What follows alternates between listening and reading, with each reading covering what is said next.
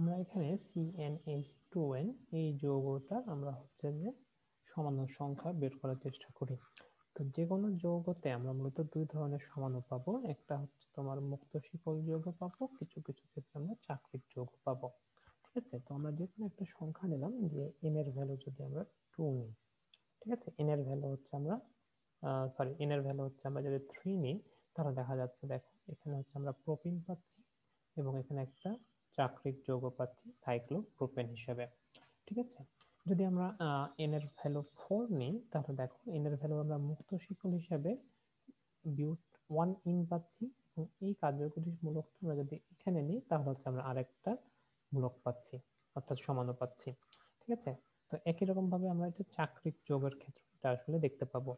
চাকরিক যোগের ক্ষেত্রে কি হচ্ছে, দেখো চাকরিক যোগ কোনটাকে বলা হয়, যে চক্রাকারে থাকবে, অর্থাৎ এখানে একটা সি, এখানে একটা সি, এখানে একটা সি এবং এখানে একটা সি। ঠিক আছে, এটা হচ্ছে চাকরিক যৌগ। ঠিক আছে, তাহলে চারটা হাইড্রোজেন কার্বন আছে, তার মানে চারটা করে তোমার হচ্ছে যে দুইটা করে হাত যুক্ত হবে, অর্থাৎ এভাবে দুইটা করে হাতে এর হাইড্রোজেন যুক্ত হচ্ছে। ঠিক আছে, অর্থাৎ এখানে আমরা চাকরিক যৌগ হিসেবে সাইক্লো বিউটেনকে পাচ্ছি। বিউটেন যেহেতু এখানে একক বন্ধন আছে এবং সাইকেল আকারে আছে অর্থাৎ চক্রাকার আছে, এই জন্য এটাকে আমরা বলতেছি সাইক্লো বিউটেন। ঠিক আছে, তো এই যৌগটাই আরেকভাবে এটা আমরা সাজাতে পারি। এটা পুরোপুরি তোমার হচ্ছে প্র্যাকটিসের উপর নির্ভর করবে যে আমরা কিভাবে এটাকে সাজাবো আসলে। তো এটার দিকে তাকিয়ে দেখো, এইখানে এখানে আমরা হচ্ছে যে দেখতে পাচ্ছি যে একটা মিথাইল সাইক্লোপ্রোপেন আছে, অর্থাৎ সাইকেল বা চক্রের মধ্যে তিনটা কার্বন আছে, এখানে একটা কার্বন, এখানে একটা কার্বন, এখানে একটা কার্বন। ঠিক আছে, এবং এই কার্বনের সাথে একটা বন্ধন করে মিথাইল মূলক যুক্ত আছে। ঠিক আছে, অর্থাৎ চারটা কার্বন কিন্তু হয়ে গেল। ঠিক আছে, তো মেন কথা হচ্ছে তোমাকে এই C4H8 এটা কোন ধরনের যৌগ, এটা দেখার পরে তোমাকে হচ্ছে তোমাকে মুক্ত শিকল এবং চাকরিক যৌগ এগুলো তোমাকে বিবেচনায় এনে তোমাকে হচ্ছে এটাকে সাজাতে হবে। তো চাকরিক যৌগ এটা বিউটেনও হতে পারে, এটা প্রোপেন হতে পারে, যদিও মূল যৌগটা হচ্ছে কার, মূল যৌগটা কিন্তু বিউটিনের। চাকরিক যৌগের ক্ষেত্রে এটা চেঞ্জ হয়ে যাবে। ঠিক আছে, আচ্ছা আমরা পরেরটার দিকে তাকাই, দেখি এখানে কি কি আছে। এখানে পেন্টিন অর্থাৎ C5H10 এটা নিয়ে বলা হচ্ছে। ঠিক আছে, C5H10 আমরা দুইটা পাবো, যেহেতু এটা অ্যালকিন যুক্ত যৌগ, এই কারণে আমরা দুই ধরনের বন্ধন পাচ্ছি, একটা হচ্ছে মুক্ত শিকল, একটা হচ্ছে চাকরিক যৌগ। তো উদাহরণগুলো একটু ভালো মতো দেখবা। তো এখানে মুক্ত শিকলে দেখো যে এই বন্ধনটা একটা আছে, এটা এখানে যাবে, পরের ধাপে এটা এখানে যেতে পারবে, এভাবে আসলে এটাকে সাজানো হচ্ছে। আবার এখানে এখানে কি করা হচ্ছে দেখো, যে আহ, এটা যদি আমরা কিভাবে পাচ্ছি, এটা পাচ্ছি যে এদের একটা মূলককে আরেকটা মূলকের উপরে আমরা বসাই দিচ্ছি। ঠিক আছে, কিভাবে দেখো, এটা এই মূলকটাকে আমরা যদি মনে করো ধরে এখানে বসাই দিই, এইটার সাথে সংযুক্ত করে দিই, তাহলে হচ্ছে আমরা এই জিনিসটা পেয়ে যাব। ঠিক আছে, আবার একই রকম ভাবে আমরা এই যৌগটা থেকে আমরা আরেকটা পাচ্ছি দেখো, এই দ্বিবন্ধনটাকে আমরা যদি এখানে দিয়ে দিই এটার পরিবর্তে, তাহলে হচ্ছে আমরা আরেকটা সমাণু পেয়ে যাচ্ছি। ঠিক আছে, তো এভাবে আসলে তোমাকে একটার সাথে আরেকটা চেঞ্জ করে করে তোমাকে হচ্ছে সমাণুটাকে নিয়ে আসতে হবে। ঠিক আছে, এটা সম্পূর্ণটাই প্র্যাকটিসের উপর এবং তোমার দেখার উপর নির্ভর করবে যে তুমি কিভাবে এটাকে সাজাতে পারছো। তো তোমাকে প্রথমে যেটা পড়াইছিলাম, যে তোমার হচ্ছে যে অবস্থান সমানতা, তারপরে তোমার হচ্ছে কার্যকরীমূলক সমানতা, তো সেগুলোর উপর ভিত্তি করে কিন্তু এগুলো আসলে করা হচ্ছে। ঠিক আছে, তো চাকরিক যোগের ক্ষেত্রে চিন্তা করতে হবে, তোমাকে একটা সাইকেল বানাতে হবে। কখনো দেখা যাবে যে হচ্ছে এভাবে পাঁচটা ইয়া নিয়ে কাজ করা লাগতেছে, পাঁচটা কর্নার হচ্ছে, কখনো দেখা যাচ্ছে তিনটা কর্নার হচ্ছে, কখনো চারটা কর্নার হচ্ছে, একটাকে আলাদাভাবে যুক্ত করতে হচ্ছে। এখানে দেখো তিনটা ইয়া হয়েছে, এখানে আমরা আরেকটা যুক্ত করেছি, এখানে তিনটা সাইকেল গঠন করেছে এবং এখানে একটা যুক্ত করেছি, এখানে একটা যুক্ত করেছি। ঠিক আছে, তো এভাবে আমরা মূলত সাইকেল বা চাকরিক যৌগগুলোকে বিবেচনায় নিয়ে আসি আসলে। ঠিক আছে, আচ্ছা তাহলে এরপর আমরা যেটা পেলাম, এটা ছিল কার, এটা ছিল কিন্তু অ্যালকিনের। ঠিক আছে, অ্যালকিনের কিন্তু কিছু হবে না, অ্যালকিনের সমানতা ভাবে আমরা পাই না। ঠিক আছে, কারণ অ্যালকেন তো সরাসরি তোমার হচ্ছে যে একক বন্ধনযুক্ত, তো এটা তো সরাসরি একটা কার্বন, দুইটা কার্বন, তিনটা কার্বন এভাবে যুক্ত থাকে, এটা তো কোনো সমানতা আসলে হয় না। ঠিক আছে, তো এটা সমানতা কি হতে পারে, এটা সমানতা জাস্ট হচ্ছে তোমার মানে কার্বন গুলো একটার একটার সাথে ইন্টারচেঞ্জ করতে পারে এই। ঠিক আছে, তো এটা ওটা সমানতা ওইভাবে আসে না আসলে, যেটা আসে সেটা হচ্ছে অ্যালকিন, অ্যালকাইন এসবের। তো অ্যালকাইনের ক্ষেত্রে দেখো, অ্যালকাইনের ক্ষেত্রে আমার এখানে কিছু নিয়ম দেওয়া আছে, যে অ্যালকাইনের ক্ষেত্রে আমরা তিন ধরনের সমণু পাবো মূলত। ঠিক আছে, একটা হচ্ছে ত্রিবন্ধনযুক্ত মুক্ত শিকল, দুইটা দ্বিবন্ধনযুক্ত মুক্ত শিকল, এবং একটা দ্বিবন্ধনযুক্ত চাক্রিক হাইড্রোকার্বন। ঠিক আছে, এটা মনে রাখতে হবে যে আমরা কোন তিনটা পাচ্ছি এখানে। ওখানে কিন্তু কি ছিল, অ্যালকিনের ক্ষেত্রে কিন্তু মুক্ত শিকল এবং চাক্রিক যৌগ ছিল, কিন্তু এখানে দেখতে পাচ্ছ যে একটা ত্রিবন্ধন পাচ্ছ, পাশাপাশি পাশাপাশি কি পাচ্ছ, পাশাপাশি কিন্তু দুইটা দ্বিবন্ধন আসতেছে। ঠিক আছে,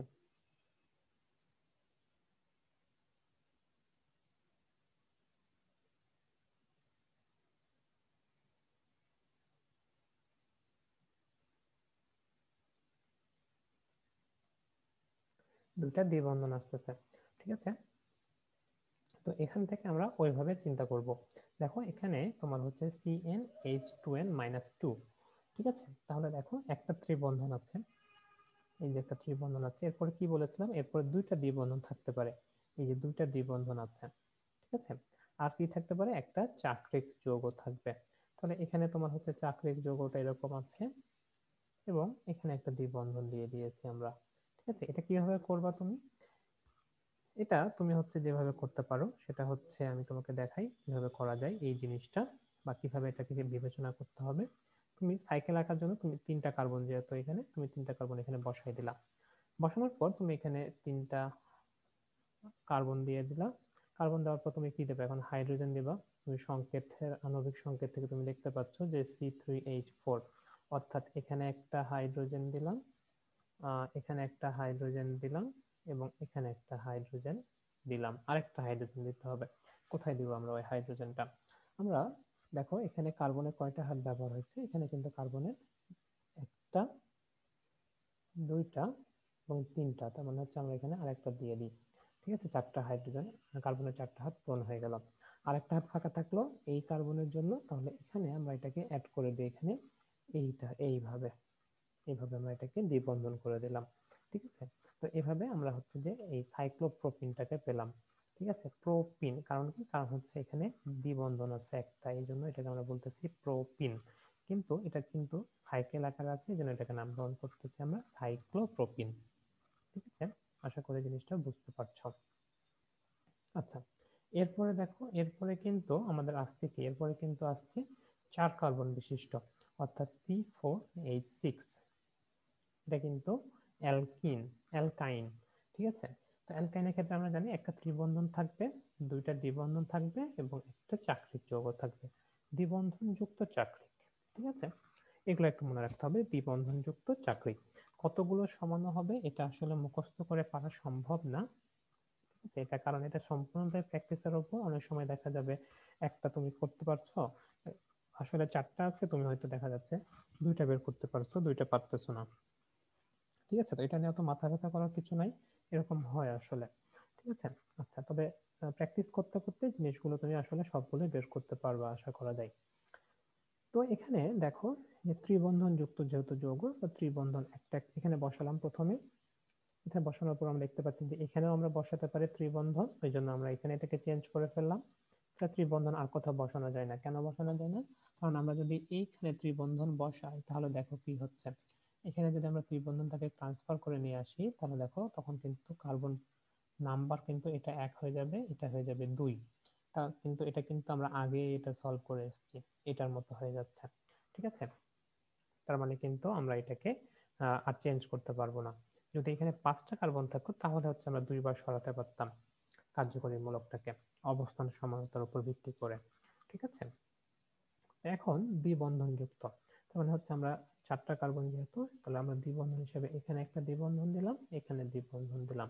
এটাই করা হচ্ছে এখানে আসলে। ঠিক আছে, এরপরে কি করতে পারো, এরপরে তুমি এইখানে আরেক এই দ্বিবন্ধনটাকে এখানে না দিয়ে দ্বিবন্ধনটাকে এখানে দিতে পারো। যেটা হচ্ছে এখানে করা হয়েছে, দেখো যে আমরা এইটা এবং এইটা নিয়ে কাজ করছিলাম, ওরা হচ্ছে যে এই দুইটা নিয়ে কাজ করেছে। ঠিক আছে, একটা ইচ্ছা তোমার, নামকরণ একই রকমের হবে। কিভাবে নামকরণ করেছে দেখো, নামকরণ করা কিন্তু খুব সহজ। বিউট, 4টা কার্বন, এই জন্য বিউট।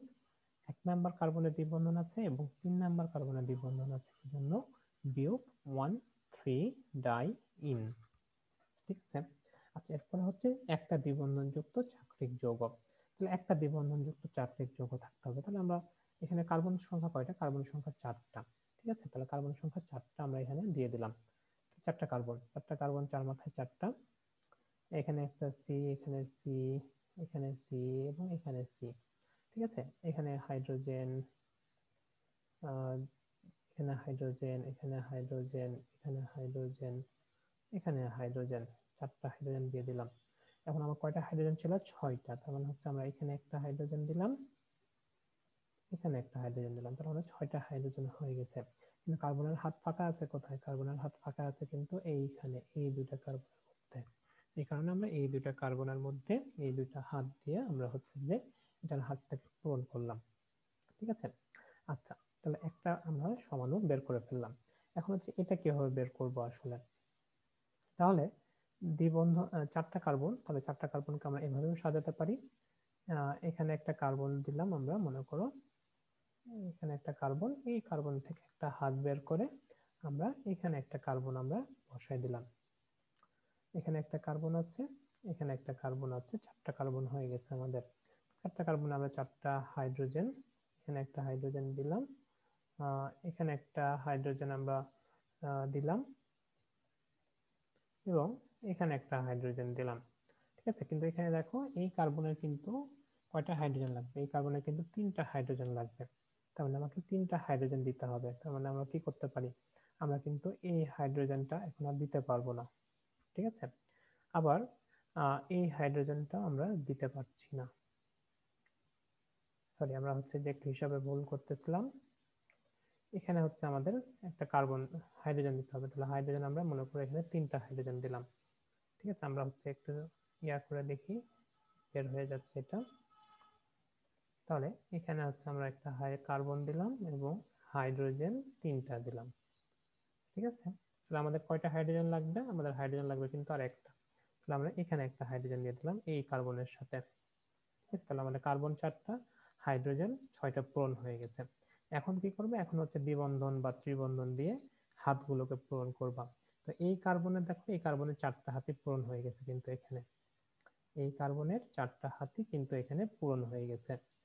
এই কার্বনের 4টা হাতই পূরণ হয়ে গেছে। তাহলে এই কার্বনের দিকে এবং এই কার্বনের দিকে তাকিয়ে দেখো, এই কার্বনের এই একটা হাত, এই একটা হাত এবং এই হাইড্রোজেনের একটা হাত, 3টা হাত। এই কার্বনেরও 3টা হাত। এই কারণে তুমি কি করলে, এখানে একটা দাগ দিয়ে এটার হাইড্রোজেনের এই হাতটাকে পূরণ করে ফেললাম।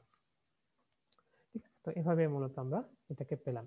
তাহলে 5 কার্বন বিশিষ্ট হলে কি করতে হবে, এটা আমি আর দেখাচ্ছি না, এটা তুমি দেখে নিতে পারবে আসলে, আশা করি ভেবেচিন্তে দেখে নিবা এটা। ঠিক আছে। আচ্ছা, তো এখন মনে করো তোমাকে একটা কোশ্চেন দিয়েছে এরকম যে এই যৌগটা কি ধরনের সমানতা প্রদর্শন করবে সেটা দেখাও। তাহলে এই যৌগটাকে আমরা মূলত এইভাবে সাজিয়ে লিখতে পারি। তো এটা হচ্ছে দেখো, এখানে কার্বন কার্বন যে বন্ধনটা আছে এর একই পাশে CH3 আছে এবং এখানেও CH2 আছে। ঠিক আছে, তো এটাকে আমরা কি করলাম, এটাকে জাস্ট আমরা ট্রান্সে নিয়ে চলে গেলাম, এক পাশ থেকে আরেক পাশে আমরা এটাকে কনভার্ট করে ফেললাম। একই পাশে ছিল, এটাকে আমরা দুই পাশে দিয়ে বসাই দিলাম। ঠিক আছে, তো একই রকম ভাবে এখানেও আমরা এটাকেও ওইভাবে সাজিয়ে লিখতে পারলাম। এটা সিনামিক অ্যাসিডের, এটা সিনামিক অ্যাসিডের এটা হচ্ছে তোমার সংকেত, এটাকে আমরা সিস সিনামিক অ্যাসিড বলতেছি, একটাকে ট্রান্স সিনামিক অ্যাসিড বলতেছি। এটা কিছুই না, জাস্ট দ্বিবন্ধনকে আমরা মিডিল ধরে আমরা একই পাশে যেটা ছিল এটাকে, মূলক ছিল, এটাকে দুই পাশে নিয়ে চলে গেলাম। এই যে এখানে এটা এক পাশে, এটা এক পাশে, আগে ছিল একই পাশে, এখন হয়ে গেছে ভিন্ন পাশে। তো এভাবে মূলত আমরা এটাকে চেঞ্জ করে দিলাম। ঠিক আছে। আচ্ছা, এরপরে অ্যামাইনো অ্যাসিডের অ্যাডেনিনের সমানতা কি প্রকৃতির এবং কেন, এটা পড়লে আশা করি বুঝতে পারবা তুমি। ঠিক আছে। আচ্ছা, এরপরে যেটা আসতেছে সেটা হচ্ছে তোমার অ্যালকেনের, এগুলো জাস্ট হচ্ছে কিছু কিছু উদাহরণ দেওয়া আছে, এই উদাহরণগুলো একটু পড়বা। উদাহরণগুলো পড়লে আশা করি বুঝতে পারবা তুমি। হ্যাঁ, কারণ এগুলো অতটা মানে বোঝানোর কিছু নাই, তুমি দেখলেই বুঝতে পারবা। আমি বুঝাইছি এই জিনিসগুলো। দেখো, ল্যাকটিক অ্যাসিডের ক্ষেত্রে বা আলোক সক্রিয় যৌগের ক্ষেত্রে আমরা কাইরাল কার্বন থাকলে তার সমানতা হবে 2n আকারে, এবং n হবে কাইরাল কার্বনের সংখ্যা, অর্থাৎ কাইরাল কার্বন জয়টা থাকবে তার কার্বনের সমানতাও তয়টা হবে। ঠিক আছে, বুঝেছো? যেমন মনে করো যদি আমাদের এইখানে এই যৌগটা নিয়ে আমরা একটু চিন্তা করি, এখানে দেখো কাইরাল কার্বন কয়টা, কাইরাল কার্বন কিন্তু একটা, এইটা হলো কাইরাল কার্বন। কাইরাল কার্বন যদি একটা হয় তাহলে এর সমানতা কয়টা হবে, 2n, অর্থাৎ 2 to the power 1, অর্থাৎ কাইরাল কার্বন হচ্ছে একটা, তার সমানতা হচ্ছে দুইটা। তাহলে এটা হচ্ছে একটা ডিল্যাকটিক অ্যাসিড এবং এল ল্যাকটিক অ্যাসিড, এটা পরস্পর পরস্পরের সমানতা। ঠিক আছে, ডিল্যাকটিক অ্যাসিড কি করবে, ডিল্যাকটিক অ্যাসিড কিন্তু ডান দিক ঘোরাবে আলোকে, আর এল ল্যাকটিক অ্যাসিড আলোকে বাম দিকে ঘোরাবে, এটা মনে রাখতে হবে। ঠিক আছে, ডি দ্বারা ডান মনে রাখবা, আর এল দ্বারা মনে রাখবা লেফট, লেফট থেকে বাম দিকের কথা মনে রাখবা। ঠিক আছে। আচ্ছা, এবং এটা তুমি কিভাবে বুঝতে পারবা, আরেকটা জিনিস তোমাকে এখানে লেখা আছে সুন্দর করে, সেটা হচ্ছে যদি আমার ডান দিকে ও এইচ থাকে তাহলে আমরা এটাকে বলবো ডি ল্যাকটিক অ্যাসিড, আর যদি বাম দিকে ও এইচ থাকে তাহলে সেটাকে আমরা বলবো এল ল্যাকটিক অ্যাসিড। এটা তুমি অলরেডি বোটানিতে পড়েছো এই জিনিসটা।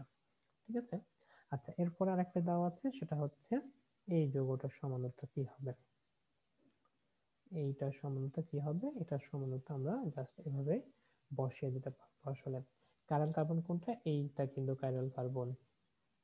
ঠিক আছে, এটা হলো কাইরাল কার্বন। তো এভাবে আমরা মূলত কাইরাল কার্বন সম্বলিত যে যৌগগুলো আছে সেগুলোকে সমানতা বের করে থাকি। এখন যে জিনিসটা পড়বা এটা হচ্ছে একটা ইম্পর্টেন্ট জিনিস। এটা ইম্পর্টেন্ট জিনিস, এটা পড়তে হবে। সেটা হচ্ছে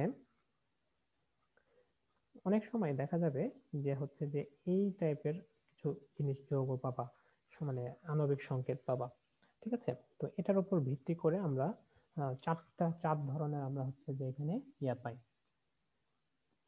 সমানতা পাই, অ্যালকোহল, ইথার, অ্যালডিহাইড এবং কিটোন। ঠিক আছে, তো এখানে যে জিনিসটা তোমাকে দেখতে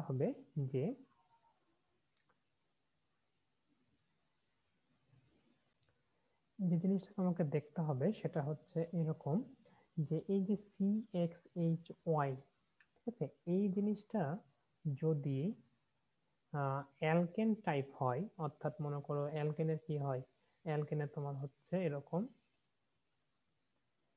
আমি তোমাকে দেখাই অ্যালকেনের কি হয়, অ্যালকেনের জিনিসটা হচ্ছে C3H8, অর্থাৎ অর্থাৎ এখানে যেটা থাকবে এটা 2n+2 এখানে থাকবে। এটা যদি অ্যালকেন টাইপ হয় তাহলে মানে এরকম যদি হয়, মনে করো আণবিক সংকেতটা হচ্ছে এরকম C3H8O। ঠিক আছে, এটা হচ্ছে তোমার আণবিক সংকেত। তাহলে এইটার সমানুগুলো হবে কিরকম, এটার সমানু হবে একরকম, এটার সমানু হবে শুধুমাত্র অ্যালকোহল এবং ইথার পাবা এইটা থেকে। ঠিক আছে, C3H8O, এই যৌগটা থেকে তুমি শুধুমাত্র অ্যালকোহল এবং ইথার যৌগটা পাবা। ঠিক আছে, অর্থাৎ এখান থেকে তুমি যেটা বুঝতে পারছো যে যদি এই যে CXHY এইটুকু যদি হচ্ছে অ্যালকেন টাইপ হয় তাহলে তুমি কি পাবা, তাহলে তুমি হচ্ছে শুধুমাত্র অ্যালকোহল অথবা ইথারের সমাণু পাবা। ঠিক আছে, অন্য কোনো সমাণু তুমি এখানে পাবা না। কিন্তু যদি এইটাই এরকম হয় যে C3H6, ঠিক আছে, C3H6O, তাহলে কিন্তু যৌগটা দেখো, তাহলে কিন্তু এই যৌগটা অ্যালকিন টাইপ হয়ে গেল। ঠিক আছে, যদি অ্যালকিন টাইপ হয় তাহলে কিন্তু তুমি কি পাবা, তাহলে কিন্তু তুমি অ্যালডিহাইড অথবা কিটোন এইটা সমাণু পাবা। ঠিক আছে, যদি অ্যালকিন টাইপ হয় সেখানে কিন্তু তুমি কোনোভাবে অ্যালকোহল এবং ইথার পাবা না। ঠিক আছে, এটা তুমি একটা মাথায় রাখতে হবে, এই দুইটা জিনিস মনে রাখতে হবে। যদি CXHOI অ্যালকেন টাইপ হয় তাহলে তুমি অ্যালকোহল এবং ইথারের সমাণু পাবা। যদি CXHOI অ্যালকিন টাইপ হয় তাহলে সেখানে তুমি অ্যালডিহাইড অথবা কিটোনের সমাণু পাবা। ঠিক আছে। আচ্ছা, তো এই অনুযায়ী আমরা হচ্ছে এখানে কিছু কিছু মানে সমাণু দেখতে পাবো। সেটা হচ্ছে দেখো C2H6O, এখানে তুমি দেখতে পাচ্ছ প্রথমে যে এটা হচ্ছে কিন্তু অ্যালকিন টাইপ। এই কারণে আমরা কি পাবো এখানে, মানে অ্যালকোহল পাবো এবং ইথার পাবো। অ্যালকোহল আমরা এভাবে পেলাম এবং ইথারটা আমরা এভাবে লিখতে পারলাম। ঠিক আছে। এরপর হচ্ছে C3H8O, এখানে সমাণু হচ্ছে তিনটা। সমাণু কয়টা হবে এটা কিন্তু আসলে স্পেসিফিক ভাবে বলা সম্ভব না, বা কোনো সূত্র নাই আসলে এখানে। ঠিক আছে। C3H8O, এখানে তুমি প্রোপানল পাচ্ছ, প্রোপানল 2 পাচ্ছ এবং ইথার বের করতে পারছো এখান থেকে। ঠিক আছে। তো একই রকম ভাবে এই যৌগগুলোকে তুমি সুন্দর করে সাজিয়ে লিখতে পারবা। দেখো এখানে কিন্তু আগে বলেছিলাম এখানে কিন্তু কার্যকরীমূলক সমানতা এবং অবস্থান সমানতাটা বেশি ব্যবহার করা হবে। ঠিক আছে। তো এখানে দেখো এখানে কিন্তু কার্যকরীমূলক সমানতাটাকে কিভাবে ব্যবহার করা হচ্ছে, এখানে 1 নাম্বার কার্বনের সাথে এটা যুক্ত ছিল এবং এখানে দেখো এটা কিন্তু 2 নাম্বার কার্বনের সাথে যুক্ত হয়ে গেছে, অর্থাৎ অবস্থান সমানতা তুমি এখানে দেখতে পাচ্ছ। এটা কিন্তু এখানে কিন্তু 2 নাম্বার কার্বনের সাথে যুক্ত হয়েছে। ঠিক আছে। আবার মিথক্সি প্রোপেনের দিকে দেখো, এটা এখানে আছে 1 নাম্বার কার্বনের সাথে যুক্ত আছে, এখন এটা 2 নাম্বার কার্বনের সাথে চলে গেছে। এরপরে কিন্তু এটা 2 নাম্বার বা 1 নাম্বার কার্বনের সাথে যুক্ত আছে, এই 1 নাম্বার কার্বনের সাথে যুক্ত আছে। ঠিক আছে। বা 2 নাম্বার কার্বনের সাথে যুক্ত আছে, কিন্তু আমরা এটাকে মূল শিকল ধরে থাকি, আসলে এটা আমাদের মূল শিকল, তাহলে 2 নাম্বার কার্বনের সাথে যুক্ত আছে। তো এভাবে আমরা মূলত সমাণুগুলোকে বের করে থাকি। দেখবা এগুলো প্র্যাকটিস করবা, প্র্যাকটিস করলে আশা করি বুঝতে পারবা। এরপরে দেখো, এরপর আমরা অ্যালকিন টাইপের সমাণু দেখতে পাচ্ছি এখানে। অ্যালকিন টাইপের সমাণুর ক্ষেত্রে দেখো এখানে কিন্তু অ্যালডিহাইড পাচ্ছি আমি এবং কিটোন পাচ্ছি। ঠিক আছে, অ্যালডিহাইড এবং কিটোন পাচ্ছি। ঠিক আছে। আচ্ছা, এখানে একটা জিনিস বলা হচ্ছে যে অ্যামিনো মূলকের ক্ষেত্রে আমরা এখানে প্রথমে যেটা পাচ্ছি একটা চেন সমানতা পাচ্ছি অ্যামিনো মূলকের ক্ষেত্রে। ঠিক আছে। অ্যামিনো মূলকের সমাণু মূলত 3 ধরনের হয়ে থাকে। তো অ্যামিনো মূলকের সমাণু আমরা প্রথমটা যেটা পাচ্ছি সেটা হচ্ছে চেন সমানতা, অর্থাৎ চেনের মতো থাকবে, শিকল শিকল আকারে থাকবে। ঠিক আছে। এরপর আমরা অ্যামিনো মূলকের জন্য আরো কিছু পাবো, সেটা হচ্ছে অবস্থান সমানতা পাবো এবং মেটামারিজম দেখতে পাবো। ঠিক আছে। তো মেটামারিজম কি ছিল, মেটামারিজম ছিল কিন্তু চেঞ্জ হয়ে যাবে। ঠিক আছে। দেখো এখানে হচ্ছে যে আমাদের অবস্থান সমানতা, অর্থাৎ অ্যামিনো মূলকের অবস্থান চেঞ্জ হয়ে যাচ্ছে। দেখো অ্যামিনো মূলক এখানে 1 নাম্বার কার্বনে ছিল, এখন কিন্তু অ্যামিনো মূলক 2 নাম্বার কার্বনে চলে গেছে, অর্থাৎ অবস্থান সমানতা তৈরি হয়েছে এখানে। পাশাপাশি এখানে মেটামারিজমের ব্যাপারটাও দেখা যাচ্ছে। ঠিক আছে। একই আণবিক সংকেত, কিন্তু অ্যামিনের এন পরমাণুর সঙ্গে যুক্ত অ্যালকাইল মূলকের ভিন্নতা। এন এর সাথে দেখো এখানে কিন্তু এন এর দুই পাশে কিন্তু কার্বনের পরমাণুর সংখ্যা সমান ছিল, কিন্তু এখানে কিন্তু দেখো এন এর দুই পাশে কার্বন পরমাণুর সংখ্যা সমান নাই। এটাকে তো আমরা হচ্ছে যে মেটামারিজম বলে থাকি, তাই না? আর টটোমারিজম কোনটা ছিল, টটোমারিজম ছিল কিন্তু চেঞ্জ হয়ে যাবে, এটা কিন্তু শুধুমাত্র ছিল কিটোন আর হচ্ছে ইনলের মধ্যে। ঠিক আছে, কিটো গ্রুপ আর ইনল গ্রুপের মধ্যে ছিল কিন্তু টটোমারিজম। আর মেটামারিজম ছিল কার্বন সংখ্যার অপ্রতিসমতা। ঠিক আছে, এই মূলকের কার্বন সংখ্যা, এই পাশে যে কার্বন সংখ্যা ছিল 2টা, এই পাশে কার্বন সংখ্যা হচ্ছে 2টা, এখানে একটা, এখানে কিন্তু 3টা। ঠিক আছে, তাহলে হচ্ছে আমরা এখানে এইটা দেখতে পেলাম। আচ্ছা, এরপরে দেখো যে হচ্ছে C3H9N, এই যৌগের সমাণু হচ্ছে 3টা। তো একই রকম ভাবে আমরা 1 ডিগ্রি, 2 ডিগ্রি, 3 ডিগ্রি অ্যামিনের সমানতা প্রদর্শন করতেছে কিভাবে সেটা দেখো। এখানে এন এর এক পাশে যুক্ত হয়েছে। ঠিক আছে, এন এর মূলত এভাবে হাত যদি আমরা বের করি, দেখো এটা হচ্ছে আমাদের অ্যামিনো মূলক, তাই না? একটা নাইট্রোজেনের 3টা হাত থাকে, এই যে 3টা হাত এভাবে থাকে। ঠিক আছে, এই হাতে কিন্তু বাকি যে মূলকগুলো ছিল এইটা যুক্ত হয়। ঠিক আছে, এইখানে কিন্তু এইটাই করা হয়েছে। যখন এন এর একটা হাতের সাথে যুক্ত হচ্ছে তখন আমরা সেটাকে বলতেছি এন প্রোপাইল অ্যামিন বা অন ডিগ্রি অ্যামিন। ঠিক আছে। আচ্ছা, এখন এই এন এর সাথে যদি মনে করো এই হাইড্রোজেনটা না থেকে এখানে আমরা যদি আরেকটা অ্যামিনো মানে মিথাইল গ্রুপ বা কোনো একটা গ্রুপ আমরা যদি এখানে যুক্ত করে দিই ইথাইল গ্রুপ, তাহলে কি পাবো? এটাকে আমরা তখন বলবো এন এর দুইটা হাতের সাথে যেহেতু অন্য গ্রুপ যুক্ত আছে, তখন কিন্তু আমরা সেটাকে বলবো 2 ডিগ্রি অ্যামিন। ঠিক আছে, তখন কিন্তু এন এর সাথে একটা এইচ থাকবে।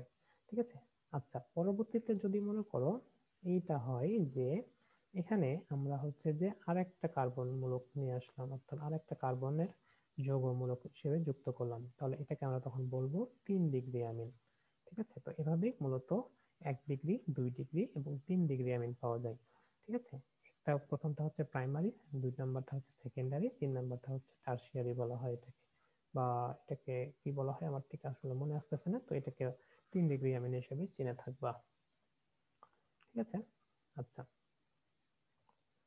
এরপরে অ্যারোমেটিক অ্যামিন আছে। অ্যারোমেটিক অ্যামিনেরও কিছু বৈশিষ্ট্য আছে, দেখো এখানে এখানে কার্বনের নাইট্রোজেনে দেখো এটা কিন্তু 1 ডিগ্রি, কারণ কি? কারণ অ্যামিনো মূলকের একটা হাতের সাথে যুক্ত হয়েছে, যেন আমরা এটাকে বলতেছি 2 অ্যামিনো টোলুইন। টোলুইন কোনটাকে বলা হয়? টোলুইন হচ্ছে এইটা, এটা হচ্ছে আমাদের বেনজিন। বেনজিনের একটার সাথে যদি CH3 থাকে, তাহলে আমরা এটাকে বলি হচ্ছে টোলুইন। ঠিক আছে, এটা হচ্ছে টোলুইন, এবং এইখানে আমরা হচ্ছে যে NH3 যুক্ত করে রেখেছি। ঠিক আছে, এখানে হচ্ছে NH3 যুক্ত করা হয়েছে, সরি NH2 যুক্ত করা হয়েছে। সেটা মানে NH2 হচ্ছে একটা মূলক, এই কারণে আমরা দেখতে পাচ্ছি এটা হলো 1 ডিগ্রি অ্যামিন।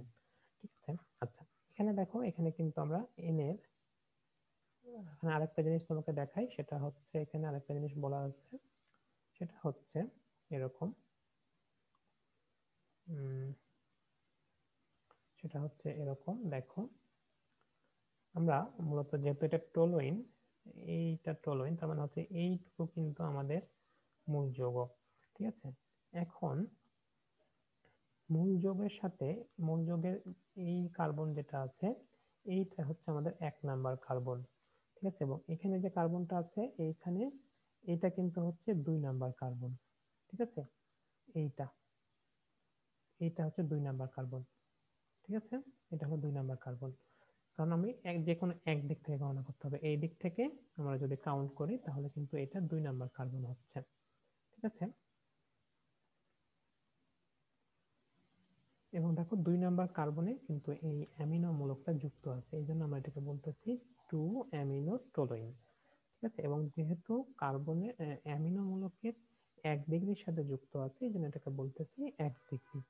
ঠিক আছে, আচ্ছা এটা দেখো, এটা হচ্ছে এটা যদি 2 নাম্বার হয় তাহলে এই কার্বনটা কয় নাম্বার হবে? 3 নাম্বার, এই জন্য আমরা এটাকে বলতেছি 3 অ্যামিনো টোলুইন, এবং এটা 1 ডিগ্রি। এরপর আমরা বলতেছি এটা 4 অ্যামিনো টোলুইন, কারণ এখান থেকে কিন্তু এই তিনটাই পাওয়া যাবে। ঠিক আছে, কারণ কি? কারণ হচ্ছে যে এখন মনে করো তুমি যদি এটাকে এই এই যৌগটাকে তুমি হচ্ছে যে এরপরে কি করতা, এরপরে এইখানে তুমি অ্যাড করতা, তাই না?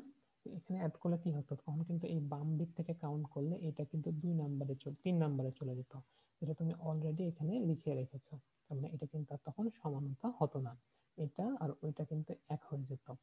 ঠিক আছে, বোঝা গেছে জিনিসটা? আচ্ছা, আশা করি বুঝতে পারছো। এরপর আমরা আরেকটা যৌগ পাচ্ছি এখানে, যে এন মিথাইল অ্যানিলিন 2 ডিগ্রি। কেন? কারণ হচ্ছে দেখো এন এর দুইটা হাতের সাথে দুইটা ভিন্ন ধরনের মূলক যুক্ত আছে, একটা হচ্ছে বেনজাইল মূলক আর একটা হচ্ছে মিথাইল মূলক। ঠিক আছে, এবং এখানে এন মিথাইল কেন বলা হচ্ছে? কারণ হচ্ছে যে নাইট্রোজেনের সাথে এটা যুক্ত হয়েছে, এই জন্য এটাকে বলা হচ্ছে এন মিথাইল। অ্যানিলিন কেন? কারণ হচ্ছে যে এইটাকে আমরা মূলত অ্যানিলিন যৌগ বলি। বেনজিনের সাথে যদি হচ্ছে এখানে অ্যামিনো মূলক যুক্ত থাকে, তাহলে আমরা এটাকে অ্যানিলিন বলা হয়। ঠিক আছে, এই জন্য এটাকে অ্যানিলিন বলা হচ্ছে। ঠিক আছে, আশা করি এটা বুঝতে পারছো। এখানেও নামকরণগুলো যখন পড়েছিল তখন হচ্ছে আরেকবার দেখে নিবা নামকরণগুলো, তাহলে সুবিধা হবে। এরপরে যেটা আসছে সেটা হচ্ছে তোমার বেনজাইল অ্যামিন। বেনজাইল অ্যামিন এটাও ইম্পর্টেন্ট। হ্যাঁ, বেনজাইল অ্যামিন। ঠিক আছে, বেনজাইল অ্যামিন জিনিসটা কি? এখানে মূলত হচ্ছে যে এরকম যদি তুমি ধরো যে এইটা আছে, এটার সাথে এখানে তোমার হচ্ছে CH3 আছে। ঠিক আছে, CH3 আছে, এটাকে আমরা কি বলেছিলাম? এটাকে কিন্তু আমরা একটু আগে বলেছিলাম টোলুইন। ঠিক আছে, তো CH3 না থেকে যদি মনে করো বাই চান্স এখানে যৌগটার মূলকটা এভাবে দেওয়া আছে, যে CH3 না হয়ে মনে করো এইটা দেওয়া আছে এরকম CH2, এখানে একটা হাত ফাঁকা আছে, ঠিক আছে। তাহলে এটাকে আমরা মূলত বলি হচ্ছে বেনজাইল মূলক, ঠিক আছে। বেনজাইল, বেনজাল আর বেনজো সম্ভবত, আমার ঠিক এখন ক্লিয়ারলি মনে নাই, তিনটা রকম হয় এখানে, ঠিক আছে। কিরকম হয়, এখানে তুমি দেখতে পাচ্ছ যে কার্বনের একটা হাত ফাঁকা আছে, দুইটা হাত হাইড্রোজেন ধরে আছে, এটাকে বলা হচ্ছে বেনজাইল, ঠিক আছে। পরবর্তীতে দেখা যাবে এখানে কার্বনের একটা হাইড্রোজেনের সাথে যুক্ত আছে আর একটা হাত ফাঁকা আছে, এটাকে বলা হয় বেনজাল মূলক, ঠিক আছে। এটা পরবর্তীতে পাবা, এখন টেনশন নেওয়ার কিছু নাই, এটাকে তখন বলা হবে বেনজাল মূলক, ঠিক আছে। দুইটা হাত ফাঁকা থাকবে, একটা হাইড্রোজেন থাকবে, এটাকে বলা হচ্ছে বেনজাল মূলক। এর পরবর্তীতে কি দেখা যাবে, এর পরবর্তীতে দেখা যাবে এই হাইড্রোজেনটাও আর নাই, ঠিক আছে। তখন কি থাকবে, তখন আমাদের শুধুমাত্র এখানে একটা কার্বন আছে, তিনটা হাত ফাঁকা আছে, তিনটা হাতে তিনটা মূলক যুক্ত আছে, ভিন্ন মূলক, তখন আমরা এটাকে বলবো হচ্ছে বেনজো মূলক, ঠিক আছে। তো এভাবেই মূলত হচ্ছে যে সমানতার ব্যাপারটাকে আমরা এখানে দেখতে পাচ্ছি, ঠিক আছে। তো আশা করি এই জিনিসগুলো তুমি বুঝতে পেরেছো সবগুলো। তো আমরা পরবর্তীতে অন্য জিনিসগুলো নিয়ে আলোচনা করার চেষ্টা করব। আপাতত এই পর্যন্তই তুমি পড়াশোনা করো, তোমার সাথে পরবর্তীতে কথা বলে আমি পরবর্তী লেকচারটাকে সাজাবো আসলে, ঠিক আছে। তো আজকে এই পর্যন্তই, নেক্সট দিন আবার দেখা হবে। ধন্যবাদ।